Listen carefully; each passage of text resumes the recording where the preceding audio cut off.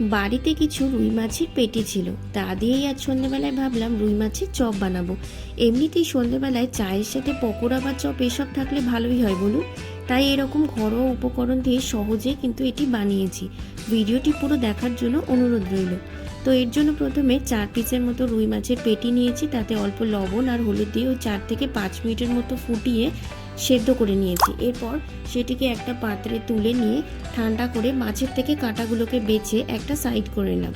এটি কিন্তু আপনারা কাতলা মাছ দিয়েও করতে পারেন। এবার মিক্সিং জারে ওই ছাড়িয়ে রাখা মাছ, 2টো কাঁচা লঙ্কা, কিছু ধনেপাতা কুচি, 4 থেকে 5 কোয়া মতো রসুন আর অল্প আদার টুকরো দিয়ে একটা ফাইন পেস্ট বানিয়ে নেব। এই পেস্টে কিন্তু কোনো জল ব্যবহার করব না। এবার সেই পেস্টটি একটা বাটিতে নিয়ে তাতে দিয়ে দেবো স্বাদ মতো লবণ আর দিয়েছি 2টো সেদ্ধ করা আলু। আলুটা আমি আগে থেকেই সেদ্ধ করে রেখেছিলাম। এখানে আপনারা ঝাল বেশি খেলে একটু লঙ্কা গুঁড়ো দিতে পারেন। এবার সব কিছুকে ভালো করে মেখে নিলাম। তারপরে সেখান থেকে অল্প অল্প করে মিশ্রণ নিয়ে ছোট ছোট করে চপের শেপ দিয়ে নেব।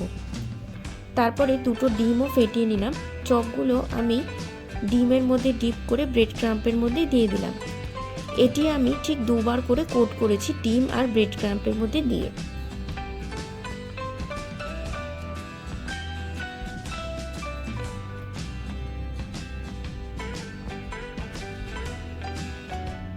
তো এবার তেলটাকে খুব ভালো করে প্রথমে গরম করে নিয়েছি, তারপরে ফ্লেমটাকে লো করে দিয়ে চপগুলোকে এপাশ ওপাশ সময় নিয়ে লাল লাল করে ভেজে নেব।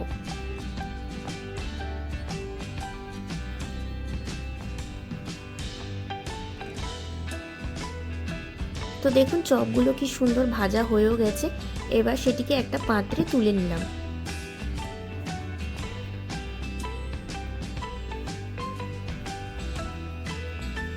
এবার আবারও 2টো চপ আমি তেলের মধ্যে ভাজতে দিয়ে দিয়েছি। এভাবেই আপনারা বাড়িতে খুব সহজেই কিন্তু এটি বানিয়ে ফেলতে পারেন।